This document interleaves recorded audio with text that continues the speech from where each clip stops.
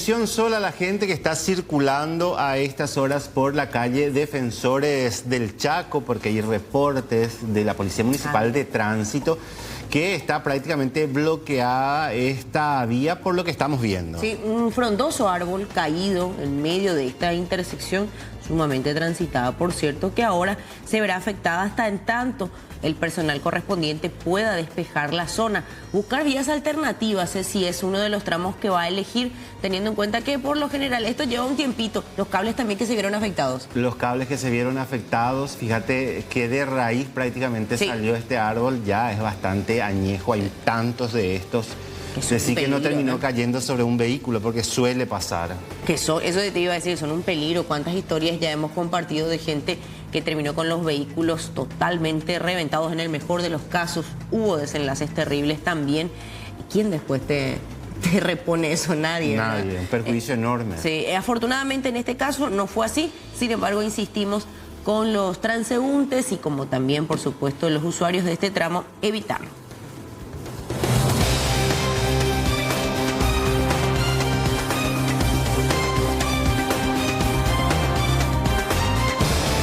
Compartíamos en estos días el caso de una joven de 17 años del departamento de Itapúa que se encuentra internada en el Instituto de Previsión Social y cuyos padres pusieron a la venta absolutamente todo, desde la casa, el vehículo y todo lo que tienen de valor para poder comprar los medicamentos que ella necesita con suma urgencia para poder seguir su tratamiento y para que pueda seguir con vida.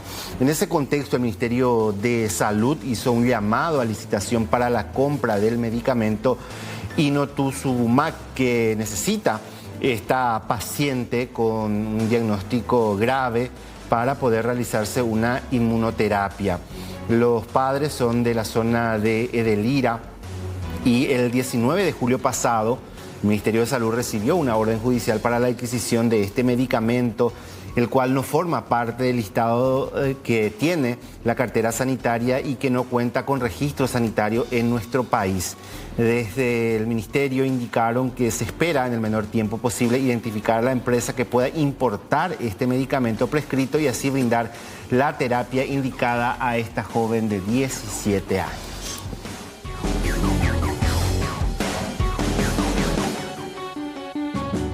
La Dirección Nacional de Ingresos Tributarios en este caso estuvo a cargo de esta situación y continúa con la entrega de tomates incautados durante un operativo contra el contrabando que se llevó a cabo el pasado 20 de julio en el puesto de control de la zona de Villaú, esto en el departamento de Concepción. Es así que en un esfuerzo por aprovechar estos recursos y evitar su descomposición, los tomates fueron distribuidos a diversas instituciones como por ejemplo varios comedores de Concepción, Horqueta, que recibieron su parte de la donación. También la cárcel de mayores y menores y el Hospital Regional de Concepción fueron beneficiados.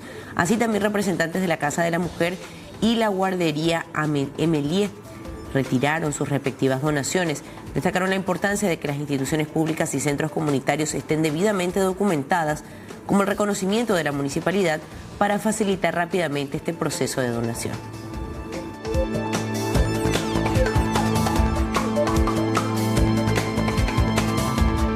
También hablamos de los casos de estafas donde se dan vaciamiento de billeteras. Muchísimas personas se vieron afectadas por este esquema que venía operando desde diferentes penitenciarías. Recordemos que en San Pedro se hizo un gran allanamiento donde se incautaron múltiples evidencias.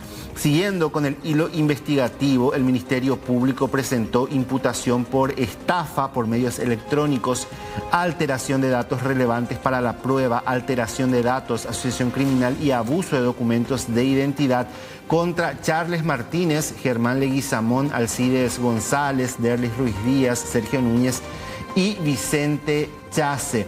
De acuerdo al acta presentada por la agente fiscal Ruth Benítez, estas personas llegaron a utilizar al menos 20 líneas telefónicas y más de 100 teléfonos celulares para generar un perjuicio aproximado de 1.500 millones de guaraníes a empresas telefónicas.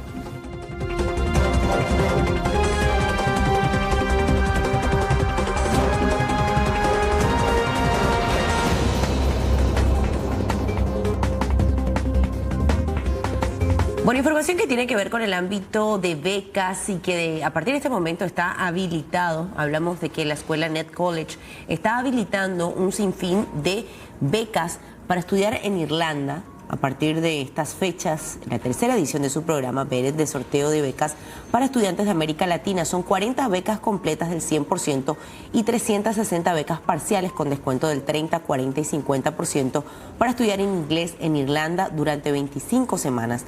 Los estudiantes también pueden trabajar y conocer la cultura del país. Para participar, los interesados deben completar entre el 22 y el 7 de agosto el formulario que aparece en becas.net.ie y abonar 20 euros para inscribirse y acceder a su test de evaluación. Entre los requisitos para paraguayos figuran ser ciudadano paraguayo, mayor de edad, contar con el pasaporte vigente, no ser pariente de directores, socios o empleados de Net College y no estar inscrito o ser estudiante actual de esta institución.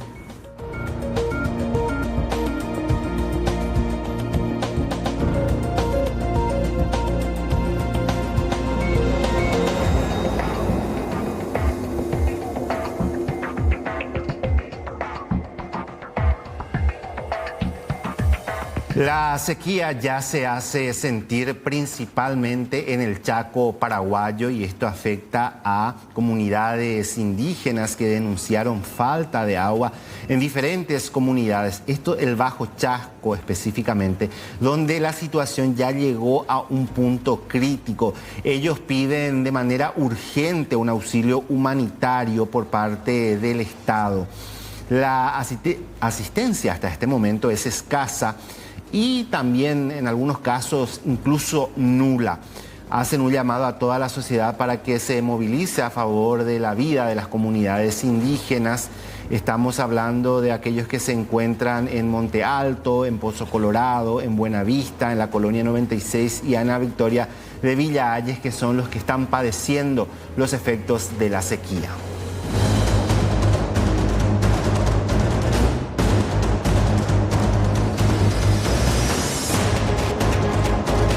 Hablamos de 400 vacancias laborales disponibles y que están justamente a disposición. Desde el Ministerio de Trabajo, Empleo y Previsión Social publicaron estas vacancias en su portal Emplea PY.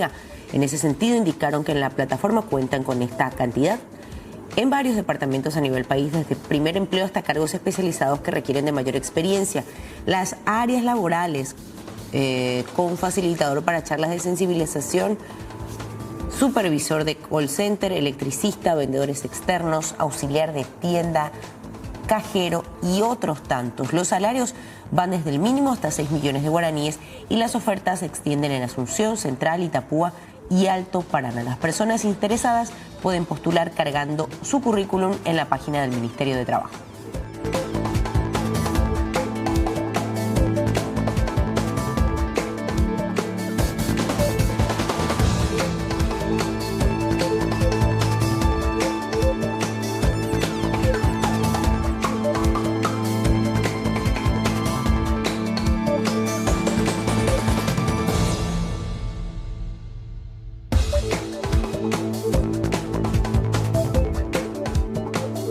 Sigue complicada la situación en el Instituto de Previsión Social. Los médicos insisten en la aplicación de la Ley 7137 que establece que la carga horaria de los médicos pase de 24 a 12 horas. De momento ellos incluso están anunciando que solamente van a atender casos de urgencias y cirugías y que las demás atenciones se verán afectadas hasta que tengan una respuesta por parte de las autoridades.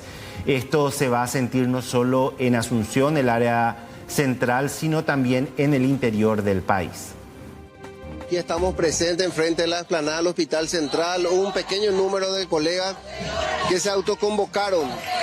¿Por qué estamos acá? Porque estamos en contra de la resolución firmada ayer, en donde hubo un total desprecio nos ignoraron, nos olvidaron y están diciendo que nosotros no presentamos ninguna planilla. Es totalmente mentira. Nosotros presentamos una planilla a través de los jefes de servicios, a través de los jefes de departamento y los directores de cada área, en donde la implementación de la ley nosotros habíamos solicitado en forma gradual. están faltando la verdad en decir que no hay plata para la implementación de esta ley. Nosotros dijimos que la implementación de la ley va a ser de forma gradual y solamente el 10% de la población médica iba a ser beneficiada en la primera etapa. Y no implicaba en aumento del recurso económico y tampoco iba a implicar en la afectación de los pacientes. Están faltando la verdad. Nosotros estamos en asamblea permanente, hoy en la movilización y el sábado en nuestra asamblea general, continuación de la asamblea hecha el 6 de julio. Esta ley ya fue promulgada. La ley fue promulgada y es una ley, la 7137, que está vigente y en el Ministerio de Salud ya se está cumpliendo hace 10 años. El vínculo es de 12 horas por cada contrato. Nosotros tenemos colegas que trabajan 15 horas y 24 horas por una suma de 3.800.000 en comparación a los 5,5 millones que paga el Ministerio de Salud.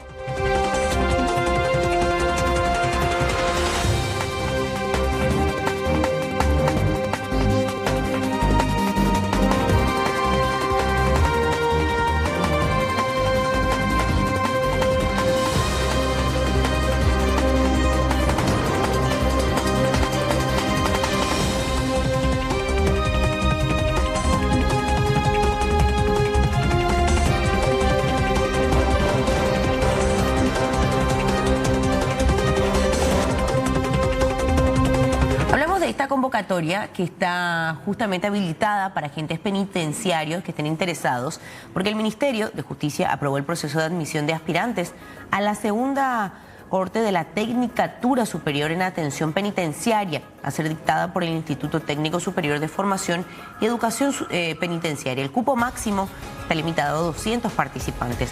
La inscripción estará abierta desde el próximo lunes, 29 de julio, hasta el 2 de agosto próximo. Y las postulaciones podrán entregarse de lunes a viernes de 7:30 a 14:30 en la sede del Instituto en Mariscal López Casi Choferes del Chaco de Asunción. Para obtener más información y descargar los formularios de inscripción, se puede ingresar a la página web del Ministerio de Justicia.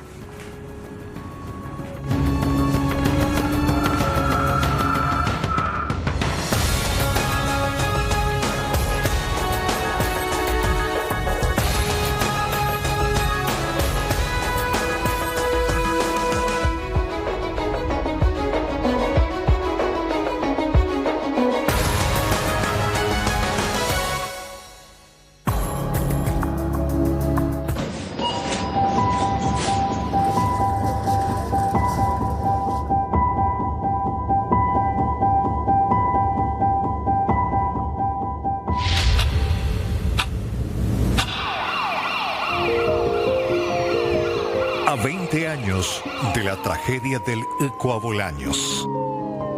Conservemos la memoria para que no ocurra nunca más. Bueno, Sol, tenemos que hablar de este caso bastante delicado, terrible, que se había generado hace un tiempo atrás y que ayer llegó a su fin en un juicio oral y público donde la Fiscalía obtuvo una condena altísima. Estamos hablando del abuso sexual de forma consecutiva, reiterativa, que se había dado y que resultaran víctimas 3 pequeñas. Y queremos entender un poco más el caso y por eso lo tenemos ya a la fiscal Marta Leiva, a quien agradecemos su tiempo para conocer un poco también cómo fue esta investigación hasta lograr esta sentencia. Exactamente, los pormenores. Fiscal, gracias por su tiempo. Buenas tardes. Sí, buenas tardes. También a la audiencia. Fiscal, ¿fueron cuánto tiempo de investigación hasta llegar a esta sentencia? ¿Fue un proceso largo? Bueno, asimismo, esta denuncia se inició en el año 2023, en junio. Llevó adelante otra agente fiscal, que es la doctora Rosa Arzamendia. Ella llevó toda la parte investigativa. Ya para este juicio oral y público estuvo a mi cargo defender, ¿verdad?, lo que había acusado la agente fiscal y como había mencionado, culminamos con éxito teniendo en cuenta que se obtuvo una condena de 22 años para el autor. Hablamos de un sexagenario, el parentesco, los detalles que se puedan compartir acerca de este caso. Sabemos que hay 3 menores, 3 niñitas, en este caso víctimas de la situación. Sí, así mismo. Se trata del abuelastro de las 3 niñas. Son 2 hermanitas, actualmente tienen 12 y 11 años. Y una prima también de 12 años. Esto venía ocurriendo desde el año 2014, 2015 hasta 2021. Y como ya he mencionado, se realizó el juicio oral y público, más o menos llevó 15 días, más o menos nos llevó a culminar el juicio oral y público porque había varias diligencias que se produjo ante el tribunal de sentencia, ¿verdad? Varios profesionales como psicólogos, tanto de la Fiscalía como también del Poder Judicial, médicos forenses que vinieron a explicar todo lo que ellos también examinaron y todo eso. Las profesoras, un profesor también de las niñas, ¿verdad? En su momento, y que vinieron a declarar, a contar lo que sabían. Entonces, como le digo, duró varios días y terminó con esta condena. El señor tiene actualmente 64 años y desde hace un año atrás está privado de su libertad. Ahora, fiscal, estamos hablando de que ellas tenían más o menos 3, 4 años que empezó esta forma sistemática de abuso. Sí, así mismo. Una de ellas tenía 3 años y después la otra tenían 4 años. Y como le estaba diciendo, en ese tiempo se inició todo, inclusive se habló de lugares, ¿verdad? Porque el abuelastro al principio era solamente la pareja de la abuela, vamos a decir. Posteriormente ya era su esposo y en todo ese tiempo abusaba de estas niñas. En ese periodo, cuando ellas eran muy pequeñitas o a medida que iban avanzando, ¿ya se realizaron algunas denuncias? ¿Ya habían informado a algún familiar de la situación? Ellas hablaron ante el tribunal de que intentaron hablar con la abuela. La abuela en ningún momento creyó en la versión de las niñas. Hay que tener en cuenta que eran muy chiquititas. Al principio ellas no entendían lo que estaba pasando. Y eso es lo que ellas mencionaron también, ¿verdad? No se daban cuenta de lo que estaba pasando. Después, cuando fueron a la escuela, empezaron a dar clases, por ejemplo, de lo que es el cuerpo de las personas. Claro, educación sexual. Exactamente, todo eso. Allí ellos parecía que se iban despertando, ¿verdad? ¿Qué es lo que está pasando con nosotras? Hasta que un día una de ellas, la más grande, incluso se hizo una charla en el colegio y durante esa charla se habló de justamente las problemáticas de niños y adolescentes, ¿verdad? Y entre ellos se habló el tema de los abusos sexuales, ¿verdad? Entonces ahí ella se sintió identificada, dice ella, con uno de los personajes de esa charla, ¿verdad? Entonces, cuando termina esa charla, se le pasa un cuestionario y en ese cuestionario la niña esta explicó más o menos, se ponen las iniciales de qué curso es y todo eso, entonces ella pone de que ella sufría de ese de abuso, ¿verdad? Y habló también de que sería un padrastro, ¿verdad? Después ahí empieza toda vamos a decir, todo el protocolo del ministerio también se activó. Entonces se le llama y le dice como padrastro o cómo es, le dicen, ¿verdad? Ella refiere, no sé cómo se dice, es el marido de mi abuela, no sé cómo se dice eso, pero siempre habló desde un principio, cuando la niña es entrevistada por los profesores, ya refiere de que el autor del hecho es el marido de la abuela que vive en Villarrica. Entonces, de ahí empieza todo, se hace la denuncia, las investigaciones, se le revisa a las menores, se le hacen las entrevistas con los psicólogos y ya se pidió se ordenó la detención del señor y desde ahí ya como le estaba mencionando todas las diligencias y llegó con la acusación. Qué impresionante. Ahora, fiscal, ¿ellas vivían con este hombre hoy condenado o la presencia de ellas en esa casa era de forma esporádica? Ellas iban de visita a la casa de la abuela en las fechas especiales. Una de las niñas, que es la primita, ella, por ejemplo, venía del colegio y la mamá la dejaba en la casa de la mamá también, ¿verdad? Que la abuela de la niña se quedaba en ese lugar y era la que más compartía con su abuela. El abuelo inclusive era una persona que trabajaba en una institución pública, ¿verdad? Y entonces tenía un horario que cumplir, pero por lo visto no era un horario muy riguroso porque venía, por ejemplo, a la siesta, después se quedaba, salía a las 4 de la tarde y se habló de todo. Por eso, por ejemplo, ellos hablan, ¿verdad? En los días feriados, por ejemplo, las niñitas que vivían en otro lugar se iban cuando era Día de la Madre, cumpleaños de la señora, Semana Santa, fiestas de fin de año. Se iba a la casa de la mamá, se quedaban unos días y después volvían ellos a sus hogares, ¿verdad? Que era en la zona central, el departamento central. Entonces, en ese tiempo ocurrían los hechos y cada vez que venía, las niñas sufrían de este abuso. Qué terrible, impresionante. Qué terrible. Ahora, desde la Fiscalía, ¿satisfecho finalmente con la condena obtenida? Exactamente. Nosotros estamos satisfechos con lo que se pudo probar también y la pena que el tribunal le impuso, ¿verdad? Nosotros estamos conformes con eso. Me imagino, doctora, por el tiempo que transcurrió 2014 a esta parte, una situación de mucho trauma para las niñas. Ellas recibieron contención en su momento, fueron asistidos por psicólogos profesionales. Bueno, inclusive los profesores hablaban de que de repente las niñas lloraban en el colegio, ¿verdad?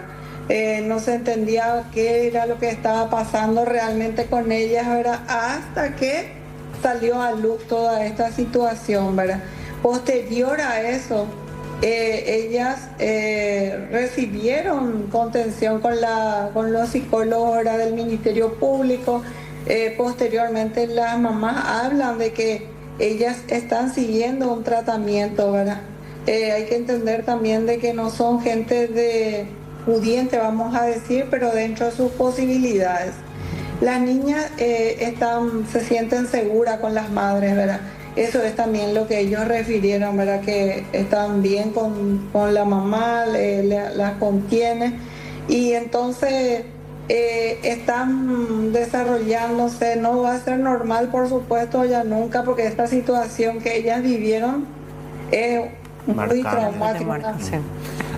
Claro que le va a marcar. Ahora, me pongo nomás a analizar de lo que nos está contando, doctora. La casa de la abuela generalmente es un lugar donde uno encuentra seguridad y hay confianza para la mamá, también para llevarle, porque qué mejor lugar para sentirse querida, cuidada, protegida que en la casa de una abuela. Sí. Esa es la percepción que uno por lo general tiene, y este fue totalmente lo contrario. Sí, justamente eso también mencionaron las madres en un momento dado su declaración. Dice, nosotros le llevábamos en confianza, inclusive cuando salía con el señor, porque era, vamos a buscar leña, le decía, ¿verdad? Y le llevaba a las niñas, le llevaba a las 3 y ellas iban, el señor, ¿verdad? Como si fuera que un abuelo más, un familiar más, que con quien se van 3 niñas, ¿verdad?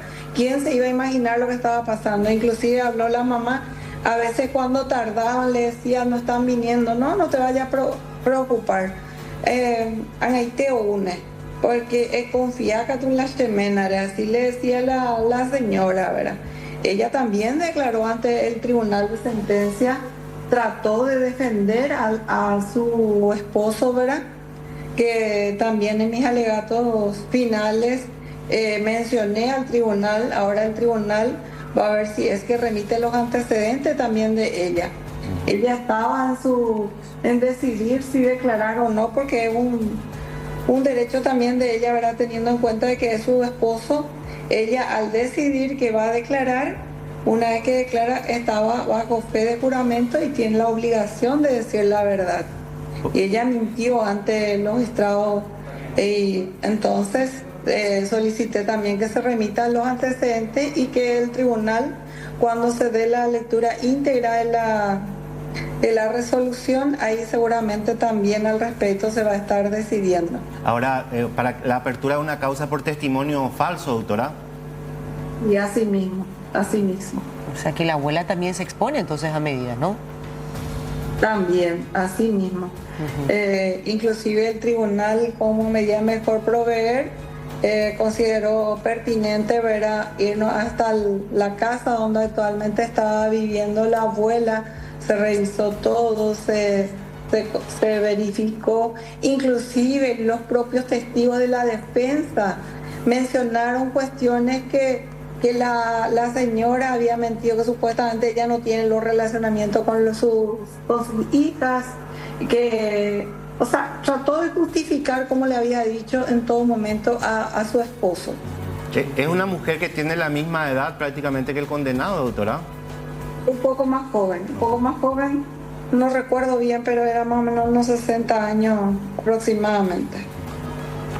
Bueno, realmente le agradecemos por su tiempo, excelente el trabajo de toda la Fiscalía, porque estamos hablando justamente que en este plazo lograron recabar todas las informaciones necesarias que hoy por hoy han dado como resultado esta ejemplar condena. Exactamente, una condena bastante importante. Ya lo decía usted, doctora, lastimosamente el trauma van a tener que llevar con ellas estas tres pequeñas que en su momento lastimosamente no fueron escuchadas, pero finalmente se dio esto, llegó a la justicia y hoy se da el resultado con esta condena. Nosotros le agradecemos muchísimo por esta charla, por hablar con nosotros y contarnos un poco cómo viene esta situación. Muy amable. A las órdenes por acá. Muchas gracias también por el espacio.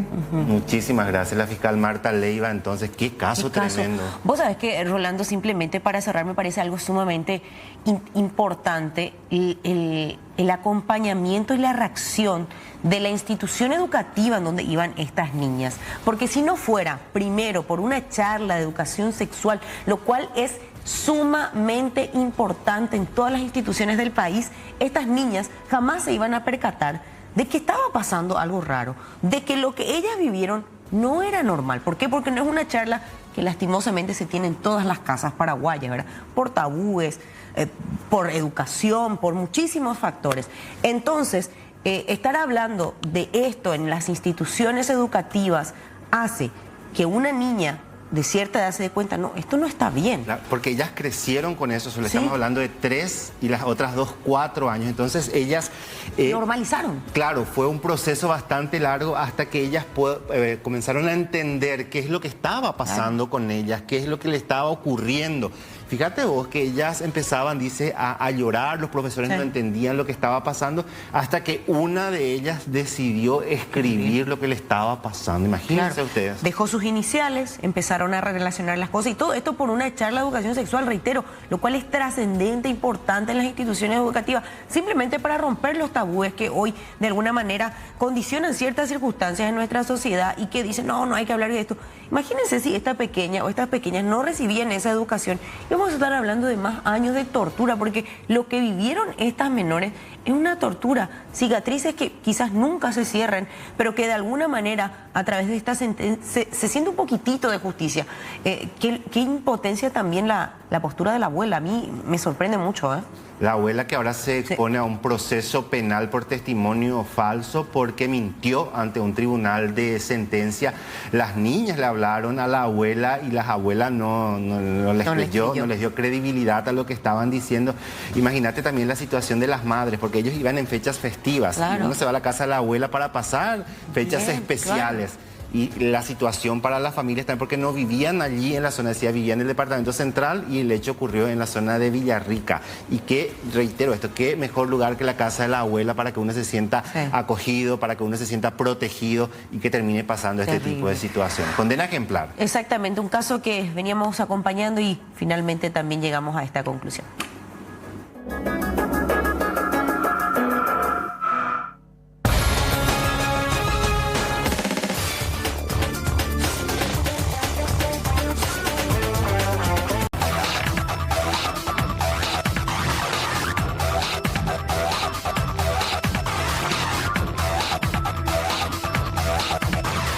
Trabaja en vivo Araceli Romero. De vuelta hablamos de un conductor boliviano que falleció en las últimas horas. Ahora, ¿qué es lo que se sabe con relación a este caso? Rolando, se trataría del ciudadano boliviano identificado como Filberto Yucra Garrón, de 46 años de edad. El procedimiento estuvo a cargo de la comisaría 63, barrio San Jorge. 63, 64, comisario. 63. Muy buenas tardes para vos y para toda la amable audiencia. Sí, el día de la fecha, alrededor de las 9:50 horas aproximadamente, tuvimos un hecho de hallazgo de cadáver dentro del habitáculo de un camión que transporta combustible.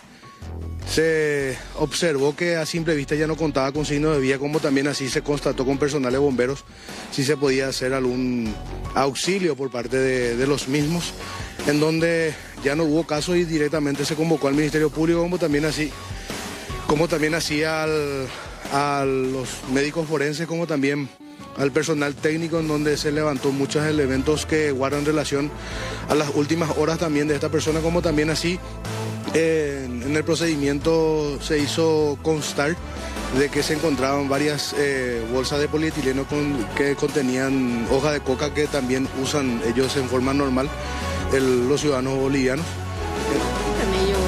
Como el famoso naco que se solía, la hoja de tabaco que se solía masticar antes con mi suco. De hecho que estuve haciendo las tareas, como se dice, y estuve googleando, y prácticamente genera una sensación de no cansancio.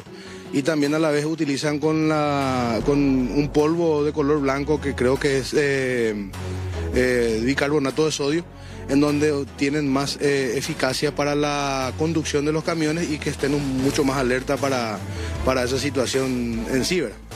¿No sabes si es que él recién estaba llegando, capaz por eso consumió eso, después tomó?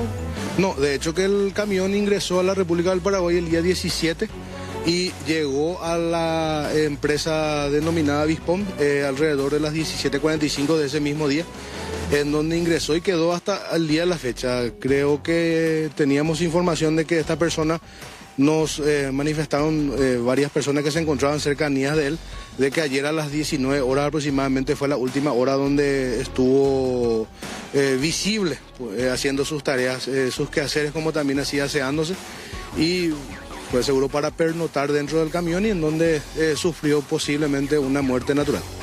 Donde en este momento también, para descartar cualquier tipo de hipótesis, el médico forense dispuso la inspección física completa ya en la morgue judicial. Tipo de casos, comisario, ¿cómo se da el aviso a los familiares que seguro se encontrarán en el vecino país? ¿Eso lleva su proceso, su trámite? ¿Cómo es eso? De hecho que por lo general los camioneros tienen sus encargados, como también así los emblemas que contratan el servicio tienen un despacho en donde le hacen en forma sucinta la información, pero también así se hace la comunicación a través de los entes de la Policía Nacional a la embajada que en este momento está la afectada, que es la embajada boliviana.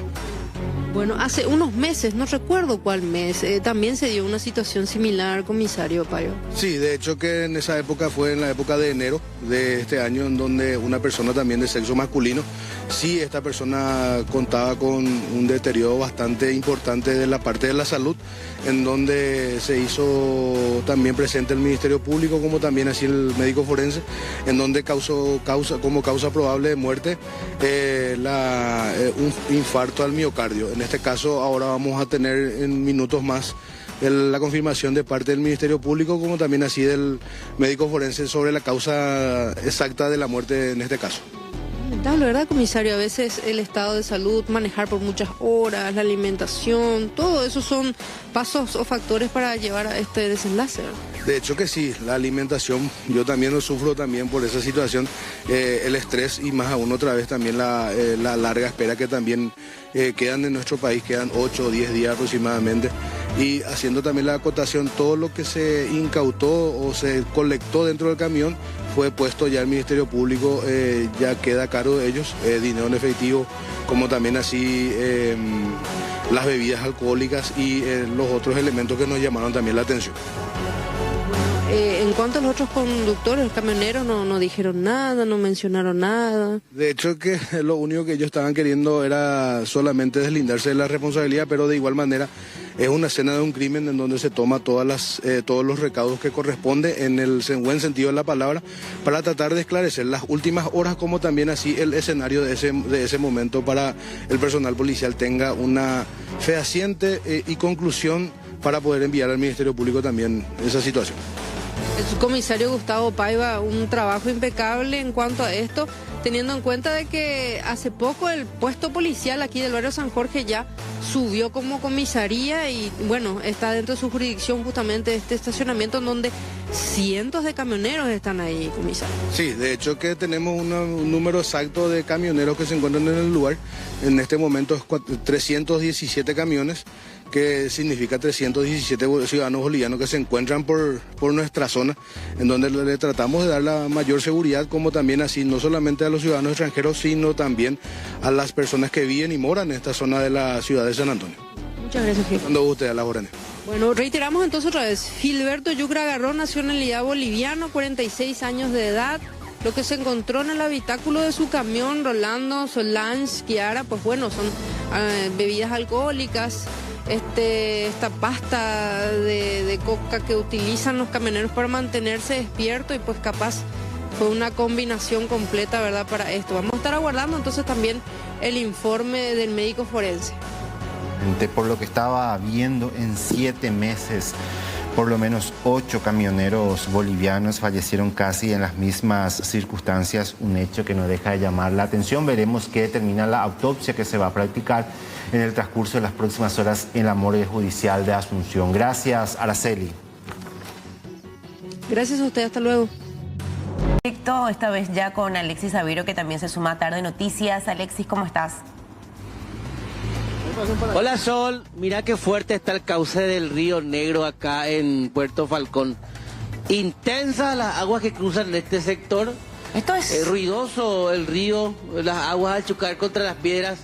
Pero más ruidoso es el puente Paraná. Y sí, se llama así, Puente Paraná, que une Puerto Falcón con la ciudad de Nanagua. Y fíjense en esta primera misión imposible, que un colectivo cruce este tramo, que no solo hace este ruido, sino también les muestro enseguida, presenta estas condiciones. Escuchen el sonido del puente al cruzar.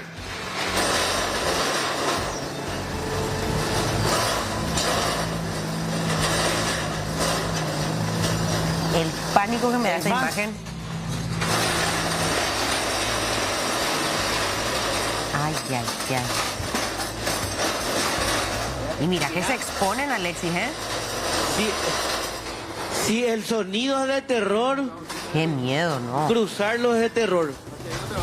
Sí, no me voy a ir. Acá me están indicando por dónde cruzar. Acá ya no me dice, acá. Vamos a ver cómo hacen los muchachos para cruzar. Ay. ¿Verdad que? Asatu. Ah, la vida. Fuerza, suerte. Mira lo que es ese puente. Otro motoquero. Parece que saben por dónde cruzar. Otro motoquero. ¿Qué tuya después? Una camioneta, a ver. Esta sí me da un poco más de miedo porque es una camioneta grande.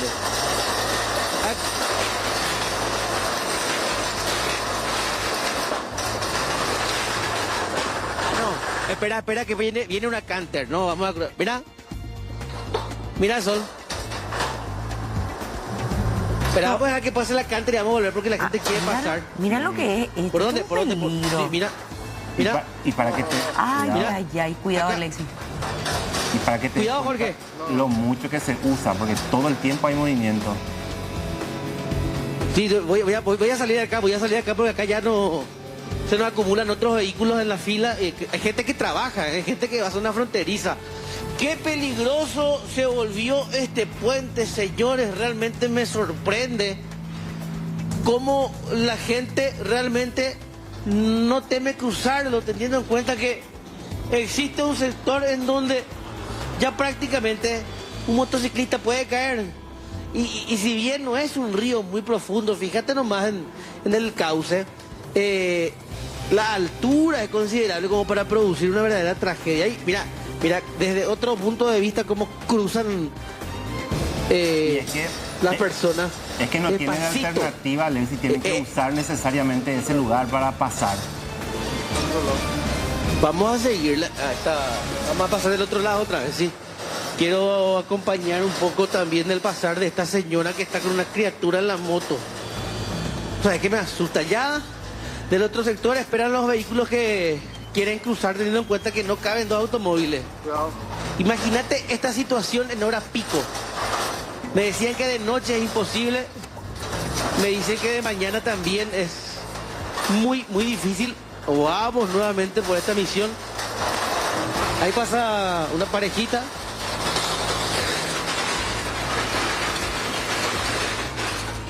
Ay, no. En serio, te da miedo una... y mucha ansiedad. Voy a cruzar rápido.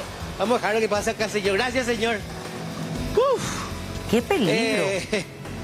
Asusta un poco. A ver, le voy a mostrar el Río Negro. Hay mucha gente que está tengan también una escribiendo. dimensión de la altura. ¿Va a poder acá, Jorge? Va a poder, Jorge, sí va a poder. Acá tenemos un pequeño barranquito. Claro, para dimensionar a lo que se hace expone. tiempo hay una promesa ya del MOPC de restaurar este puente, pero hasta este momento no se ha reparado y la situación sigue mucho más peligrosa por lo que estamos viendo. Claro, para que la gente entienda, acá transitan todos los días decenas de vehículos, Alexis. No, decenas, centenares de vehículos. ¿Tú sabes qué me asusta más ver la estructura antigua? Fíjense, después de muchísimo estoy viendo un puente que tiene soportes aún de madera. Pero ustedes estiman, hay que hacer un cálculo de cuántos vehículos, porque fíjense que este era el acceso principal cuando la gente venía los fines de semana en masa a comprar en Puerto Nanagua. Es decir, tiene muchísima circulación los fines de semana. Ahora se alivianó un poco con el tema de la nueva costanera y el acceso, el nuevo puente del Chaco, pero este siga, mira cómo pasan los vehículos. Aquellos que conocen un poco lo hacen más rápido. Ay, ay, ay. Vos sabés que tengo miedo que pase algo en vivo, tengo una sensación constante de terror. Te cuento, estar ahí, no saber dónde pisar, porque le quería pedir también acá al amigo que es el voluntario del puente que ayuda a la cruzar. Vamos a entrevistarlo un poco más adelante. Pero, dicho sea de paso, hace mucho no veía con este causa el Río Negro que desemboca en el Pilcomayo respectivamente. Siguen pasando los vehículos, che. Escuchen, acá inclusive podemos percibir auditivamente qué tan, qué tanto puede asustar el sonido de los metales, teniendo en cuenta esta perspectiva y que eso podría convertirse en una trampa mortal en cualquier momento. Y no deja de sorprenderme que las estructuras sigan siendo de madera en tiempos en los que el hormigón se ha convertido en uno de los soportes más seguros para la construcción de puentes. Acá inclusive hay una cinta de seguridad que alerta no avanzar teniendo en cuenta el cauce del río. Y está cayendo el sol, se está haciendo de tardecita, gente que tiene que ir a su ciudad, a Nanagua específicamente, a lo mejor debe retornar de otros puntos de actividades. Y acá realmente se torna todo un peligro, un cuello de botella. En la crónica que nos llegaba al canal, fíjense que tenemos el video de un vehículo intentando cruzar de noche. A la noche hay que sumarle la poca visibilidad de este sector, Rolando. Ahora, decías vos, hay una promesa de Obras Públicas y Comunicaciones, pero si no tiene interés en un puente cuya condición es un verdadero peligro, y si no ha reaccionado ya teniendo en cuenta lo extremo de cruzarlo, finalmente nos hacemos la pregunta nuevamente de qué están esperando. Sí, definitivamente, porque se usa bastante y hasta ahora la situación está mucho más peligrosa con el pasar de los días, porque esta infraestructura ya definitivamente no da para más y en algún momento se tiene que buscar una solución antes que pase a mayores. Los pobladores, hay mucha gente que está escribiendo porque dice que desde hace tiempo están pasando por esta misma situación y es preocupante. Ojalá no ocurra una tragedia antes de una reacción, porque asumo yo que también hay un pequeño espacio para el cruce peatonal, que es esa línea ya al borde, cerca de los soportes laterales del puente. Pero esos también están en pésimas condiciones. Fíjate, ya que a mitad del puente ya no tiene esa planchita para poder cruzar encima. Y peor aún, recién acá el voluntario nos mostraba cómo aquella parte del centro, ya la que corresponde para el tránsito de las ruedas, se levantan todas las hojas estructurales. Estoy buscando los antecedentes, visto que en el 2022 esto se habría clausurado incluso de forma temporal para reparación, porque ya viene hace mucho tiempo. Y por lo visto la solución fue parche nada más, porque ahora está peor que antes. Y un camión grande, ¿eh? Ay. Por eso decimos, si ¿cómo esto viene... un camión tumba para cruzar? Tranquila, Sola, respira. Yo estoy muy nerviosa. Despacito, a ver. Juan chofer y vale. Pero sí, es que en algún momento deja de soportar el peso. ¿Cómo se hunde la rueda, Obras Públicas y Comunicaciones. No sé si una ironía o una paradoja. Justo era un camión de Obras Públicas y Comunicaciones de gran porte que podría haberse afectado ante una tragedia, ¿no? Totalmente, porque como veíamos en esa imagen que ustedes hicieron desde la parte de abajo, se ve la altura y las condiciones de este puente que están en paupérrimo estado. La gente cruza todo el tiempo y no queremos lamentar una desgracia. Es por eso que insistimos, una respuesta tiene que haber a esto. No hay muchos accesos a este punto, perdón Alexis si ya lo comentaste, pero si no es esta alternativa, ¿qué otra opción tienen los pobladores? Hasta hace poco era la principal, no había otra. Luego de la construcción del puente Héroes del Chaco y el nuevo acceso a Nueva Asunción, Chacoí, el Chaco paraguayo, hay otro tramo que está en el primer desvío ya posterior al puente. Este era el acceso viejo. Sin embargo, sigue siendo uno de los principales accesos. O sea, que se haya habilitado otro no quiere decir que acá haya mermado la cantidad de vehículos que pasan. De hecho, forma parte del itinerario del colectivo que viene a Puerto Elsa y hay mucha gente que va con mercaderías de acá. Qué situación, ojalá puedan tener respuesta, porque hay muchos pobladores de la zona que usan diariamente este puente que están preocupados y se hace muchísimo. Estamos esperando respuesta, ojalá puedan nuestros reclamos llegar a las autoridades y pronto tengamos una solución definitiva a este puente que se sigue usando bastante por lo que vemos, porque desde que está allí el tránsito vehicular no para. No, fíjate, ahora están pasando las personas que vienen de Nanagua, de Puerto Elsa. Y del otro lado ya se me formó una pequeña fila de 10 motociclistas y 2 camiones. Acá paciencia, alternancia, pero por sobre todo valentía para cruzar este puente que, como su nombre lo dice, es Paraná. Mira, bueno, así es la situación. Gracias, Alexis, por este reporte. Un montón de mensajes que nos llegan desde nuestros televidentes que cuentan un poco de su experiencia. Esto, insistimos, con copia al Ministerio de Obras Públicas de Comunicaciones.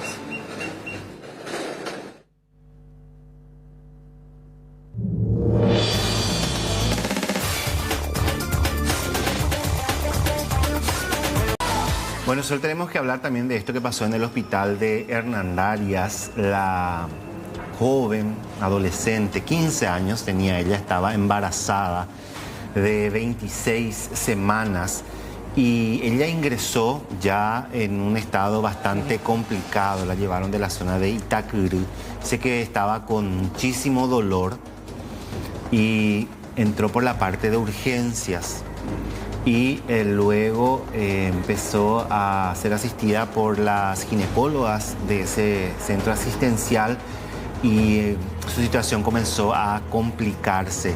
Ella fue trasladada hasta la unidad de terapia intensiva, donde poco tiempo después se confirmó su fallecimiento a consecuencia de una sepsis. El feto ya llegó sin vida y hablamos de una adolescente y el papá también, porque el papá de la criatura tiene apenas 16 años, que la acompañó hasta el hospital. Claro, los dos menores llegaron. Los dos menores llegaron al hospital y terminó lastimosamente de esa manera. Terrible caso, mira, la cantidad de situaciones que compartimos diariamente no nos deja de doler ni de sorprender esta vez en el este del país, un punto en donde también se presentan altos índices y números de casos similares, ¿verdad? Hablo de embarazo adolescente y lastimosamente en este caso estamos hablando de este desenlace. Habló la directora del hospital con relación a lo ocurrido, porque no es la primera vez que estamos hablando de fallecimientos también, lastimosamente.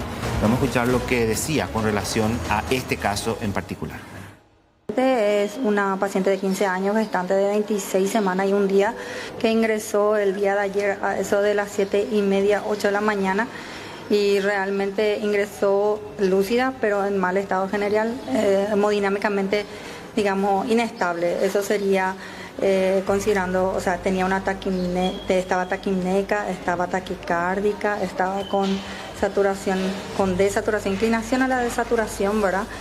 Y además de eso, latidos cardíacos fetales ya no se ocultaban en ese momento. Entonces se activa de inmediato el código rojo. Ahora la ginecóloga fue atendida por la ginecóloga de guardia de ese día, de ayer. Y se activa el código rojo de inmediato. Se procede a realizarse la cesárea de urgencias, la intubación de la paciente y posteriormente se le ingresa a la terapia intensiva de nuestro hospital. Y bueno, la paciente no mejora y se produce el óbito de la paciente. Bueno, qué penosa situación, una vida joven que se va a raíz de estas circunstancias.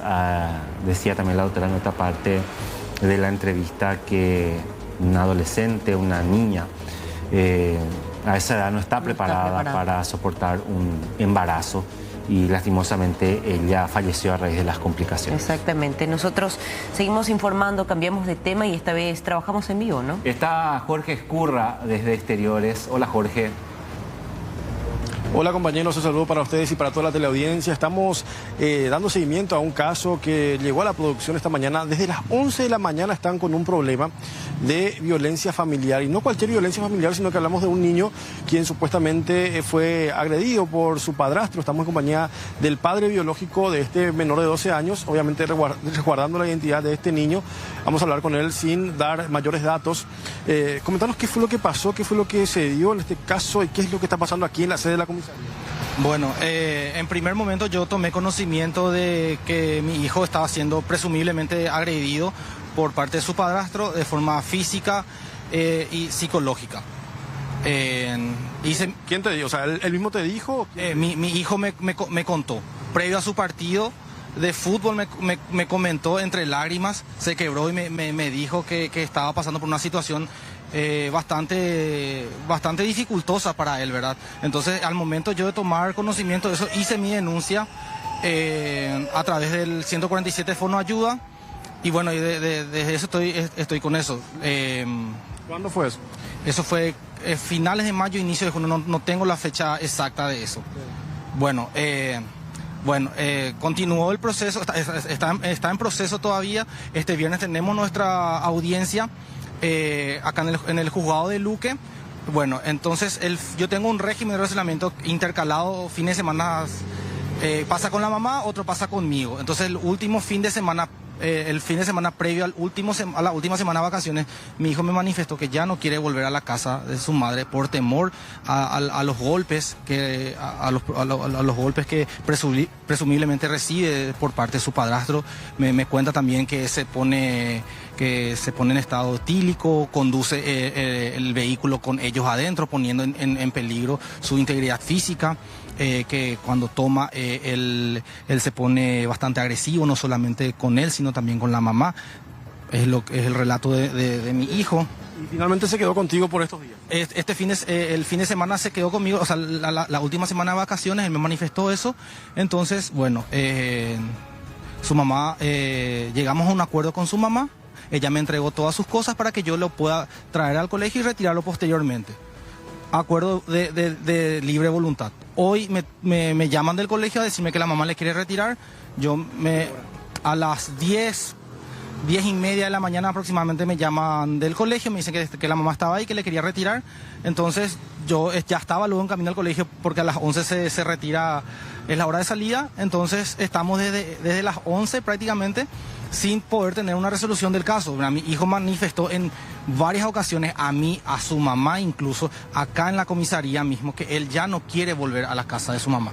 Y quiero hacer una acotación al respecto. Esto que está pasando no es que mi hijo ya nunca más le va a ver a su mamá. Yo no voy a tener ningún inconveniente que ellos se relacionen, pero yo como papá estoy obligado a velar por sus intereses. Soy celoso custodio de que él se desarrolle en un ambiente armónico, libre de cualquier tipo de agresiones y maltratos. Entonces, por eso es que yo tomé la voluntad del niño ahora mismo es no ir con la mamá. Entonces, él sigue acá, no se quiere ir con la mamá.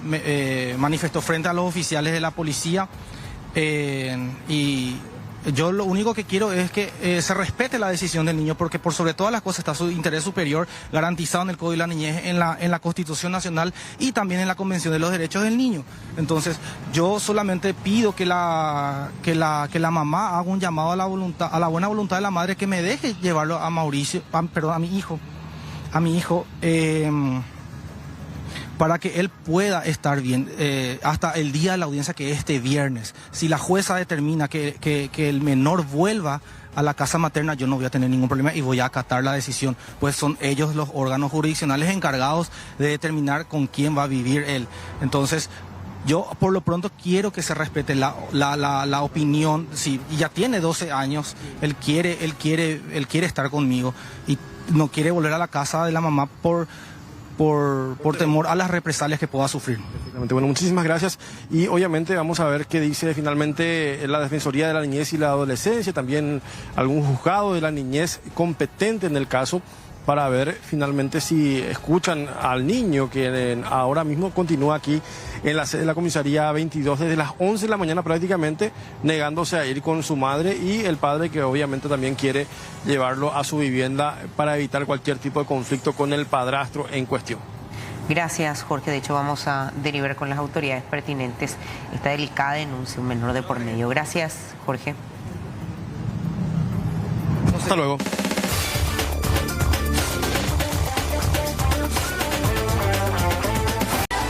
Bueno, solo hoy está con nosotros aquí en el estudio de Tarde Noticias C9N, Verónica Arguello, como nos acostumbra los miércoles, en compañía de la doctora Natalia Sosa, defensora del pueblo adjunta, siempre también para charlar con ellos sobre temas bastante interesantes. Exactamente, en el marco también de una fecha que se acerca, así que le damos la bienvenida. Gracias, viceministra, por acompañarnos y también, por supuesto, a la doctora. Bueno, muchas gracias a ustedes nuevamente por la invitación y en esta ocasión me acompaña la doctora Natalia Sosa. A más de la relevancia que tiene el cargo que ella está ocupando actualmente, quiero decir que con la doctora nosotros ya en años anteriores veníamos trabajando todo lo que tiene que ver justamente con prevención y protección en lo que hace al trabajo infantil, porque la doctora estaba en la Dirección de Niñez y Adolescencia del Ministerio del Trabajo. Entonces nos pareció más que oportuno poder tocar este tema, ya que el 30 de julio se conmemora el Día Mundial de la lucha contra la trata de personas. Y muchas veces cuando hablamos de trata solamente nos enfocamos en lo que es la trata y explotación sexual. Claro. Sin embargo, existe esta otra forma muy sensible que es la que queremos abordar el día de hoy, que es el criadazgo, que está considerado como una de las peores formas de trabajo infantil. Entonces, en ese sentido, poder hablar que la última encuesta realizada en el año 2013, la encuesta de actividades de niños, niñas, adolescentes, ya nos mostraba que aproximadamente 47.000 niños, niñas y adolescentes del Paraguay se encontraban bajo la figura del criadazgo, lo que en ese momento representaba un 2,5% del total de la población de niñez y adolescencia. Y a partir de ahí se empezaron a disparar una serie de alertas que como Estado nos llevaron a tomar decisiones, porque tuvimos recomendaciones y bueno, creo que estamos avanzando en eso. A veces uno trata de incluso normalizar el tema del criadazgo. Se va a ir porque va a estudiar, va a vivir con una familia que le va a dar todo. Pero eso al final es un criadazgo también, ¿verdad? Justamente, muy agradecida por el espacio. Nosotros venimos trabajando, así como dice la doctora Verónica, hace 10 años justamente para dar mayor visibilidad a esta forma de trabajo infantil. Es una de las peores formas de trabajo infantil. Paraguay ha especificado que el criadazgo está como un trabajo infantil peligroso. Si bien vemos también y a veces decimos trabajo sobre esta situación, muchos de los casos donde niños, niñas y adolescentes se trasladan desde sus hogares y desde el seno familiar a vivir a otra ciudad y generalmente a familias que no son las suyas, ¿verdad? Decimos sí, padrino, madrina, pero generalmente no está dentro de ese vínculo familiar. Y ellos están en una situación generalmente irregular, porque no tienen una guarda, no está documentado ese traslado tampoco. Ahí lo que se enciende también la alarma sobre una posible situación de trata con fines de explotación laboral, porque ese niño es trasladado para prestar un servicio en esa familia, con una promesa justamente de mejores situación de educación. A veces también se da la situación de puede ser un tratamiento de salud. Muchos de nosotros sabemos que a veces tenemos que trasladarnos a la capital para hacer un tratamiento de endodoncia, un tratamiento de ortodoncia. Y a veces esa promesa también conlleva una explotación simulada y no está tan visibilizada lo que es la explotación laboral y principalmente lo que es la explotación laboral en niños.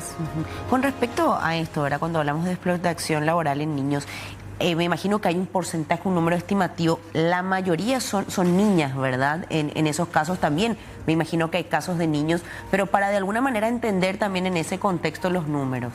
Sí, los números hablan de que la mayoría son niñas por esta situación de que se da para lo que tiene que ver con el trabajo doméstico, ¿verdad?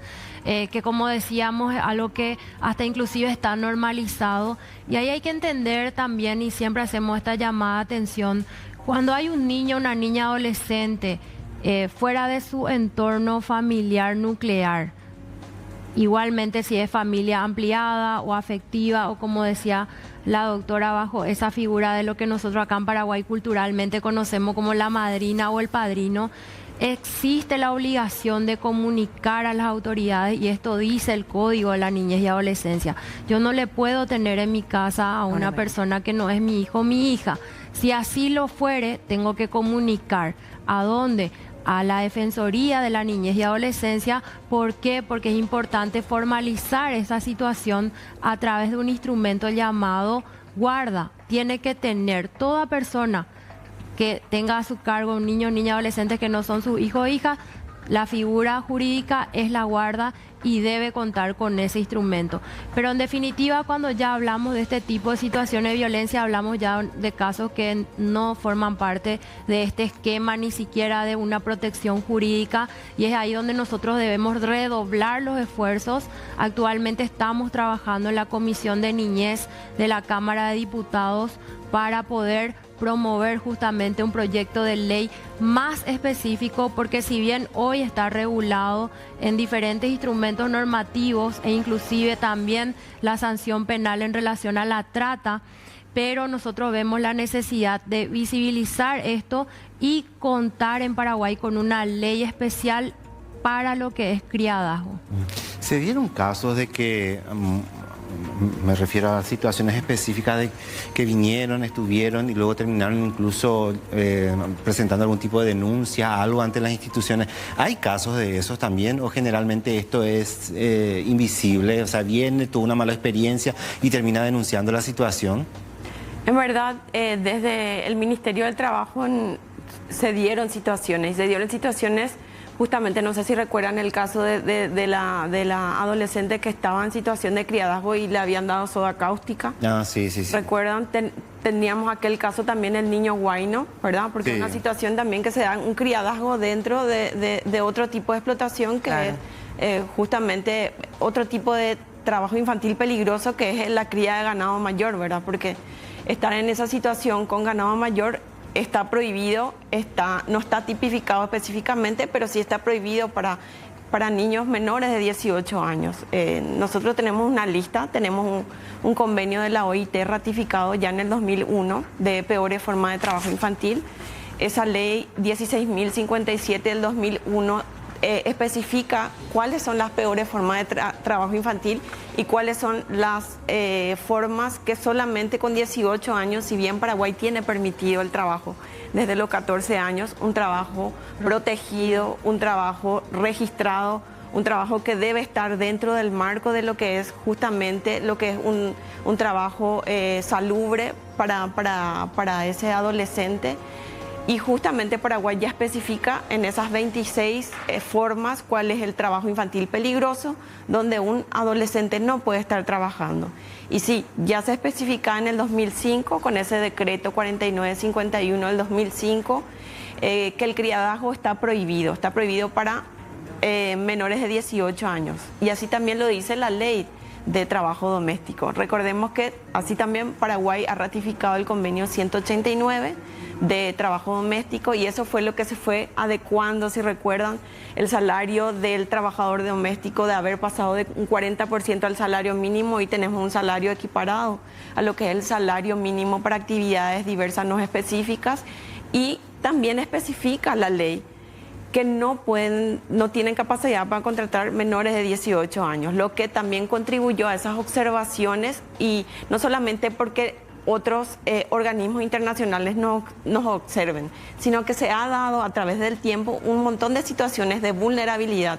Y si venimos a combatir situaciones de vulnerabilidad como justamente es la trata, el trabajo forzoso y el trabajo infantil, no podemos conscientemente permitir que se perpetúe esta situación de criadazgo. Por eso que venimos también a proponer una ley que tipifique específicamente el criadazgo. Esto cambiaría de alguna manera esa escena.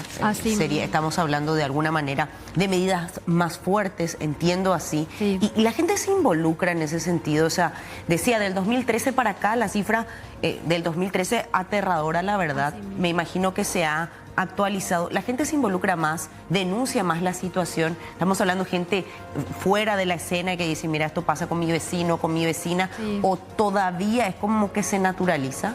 Bueno, nosotros tenemos información por un lado que todavía hay situaciones naturalizadas, pero por otro lado también vemos, justamente en pantalla están pasando las imágenes de campañas que nosotros desde el Ministerio de la Niñez y Adolescencia venimos trabajando, insistiendo.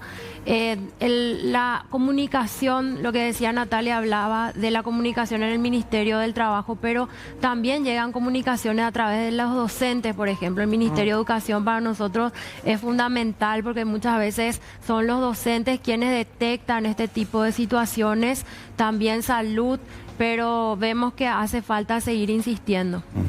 Para cerrar, nada más algo más que podamos agregar, doctora Natalia, Verónica, también con relación a toda esta situación, algún mensaje a la gente que nos está viendo del otro lado.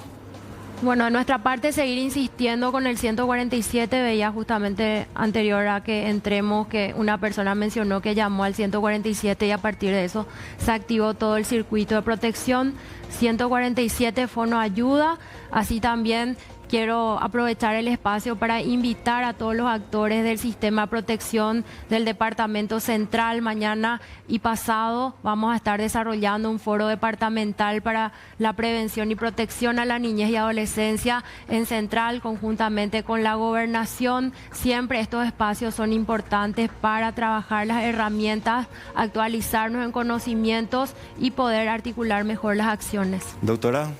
Sí, yo también invito a denunciar con todos los actores del sistema, el Sistema Integral de Protección a la Niñez, que comparte justamente esta enorme responsabilidad de la protección y la prevención. También es un instrumento muy útil para visibilizar esta situación de vulnerabilidad que muchas veces, ojalá no sea el momento ya de tener una intervención cuando ya tenga un accidente el niño en el caballo, como pasó, o cuando ya haya fallecido, como fue el caso de la niña que estaba en situación de criadazgo en vaquería. Por eso es importante esos indicadores que nos llaman la atención, así los docentes que contribuyen muchísimo con nosotros se sientan libres de poder hacer llegar esa comunicación confidencialmente y que también el sistema se active de ese modo. Totalmente. Doctora Viceministra, gracias por su tiempo. Gracias a ustedes. Gracias. Nosotros tenemos más información.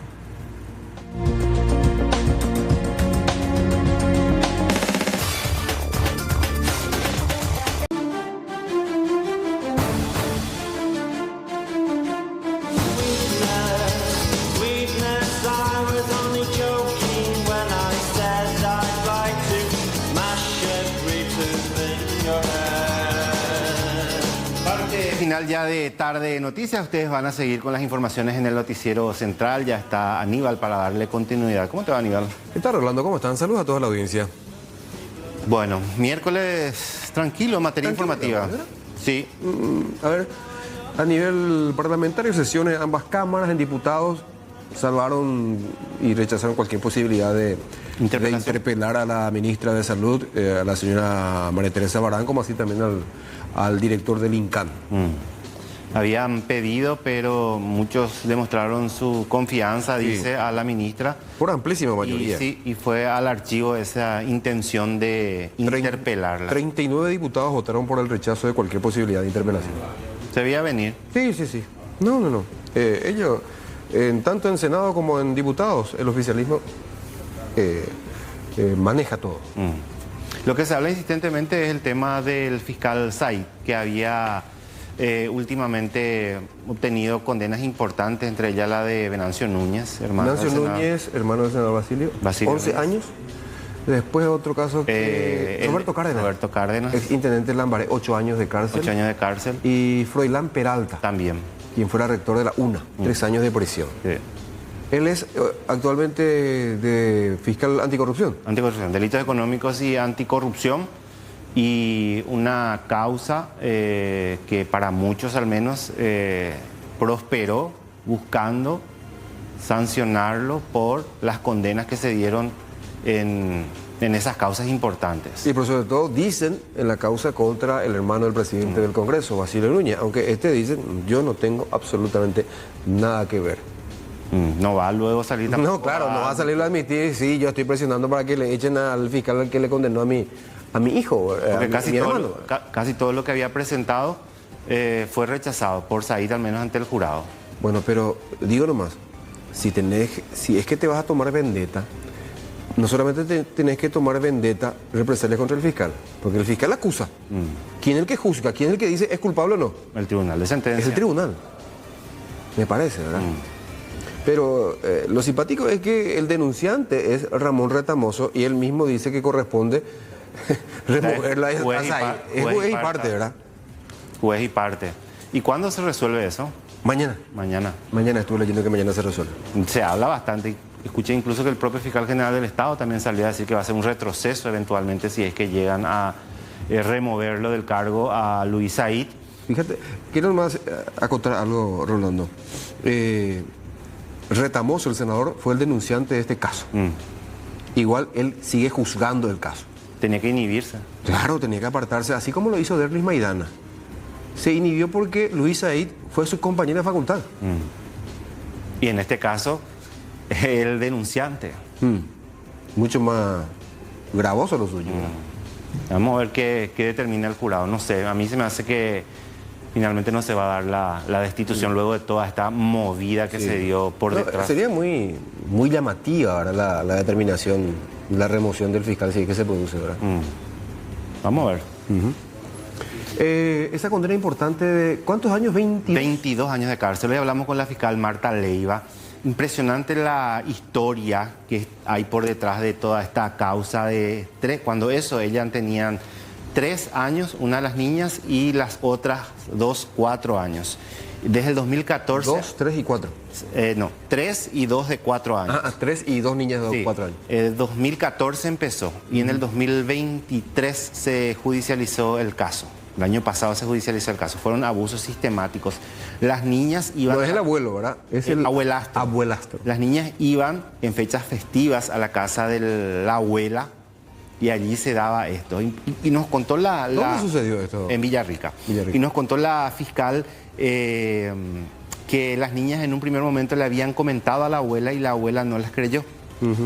Y también cómo se descubrió, impresionante la forma como se supo del caso. Dice que las niñas a medida iban creciendo, hubo una clase en la escuela donde ellas iban y empezaron a hablar de este tipo de situaciones y una de ellas terminó escribiendo lo que había pasado, asimilando lo que ella había, lo que sucedió con ella. Y eso llevó a los profesores a incentivar a que se presente esa denuncia. Dice que ellas lloraban todo el tiempo, nadie entendía lo que estaba pasando. El trauma, ¿verdad? El trauma que llevaba. Y finalmente, con los testimonios, con todo lo que se tuvo, se logró esta condena bastante alta. Él tiene 64 años, va a pasar prácticamente el resto de su vida en prisión. También se pidió que se abra una causa penal contra la abuela por testimonio falso, porque dice que ella mintió en muchas cosas, y el tribunal de sentencia se constituyó en la casa donde ocurrió el hecho. Hablamos de una situación dramática por detrás del caso de estas 3 niñas que, decía la fiscal, la van a llevar el trauma por el resto de sus vidas. Sí. 22 años, mucho. Bien merecido. Bien merecida la condena.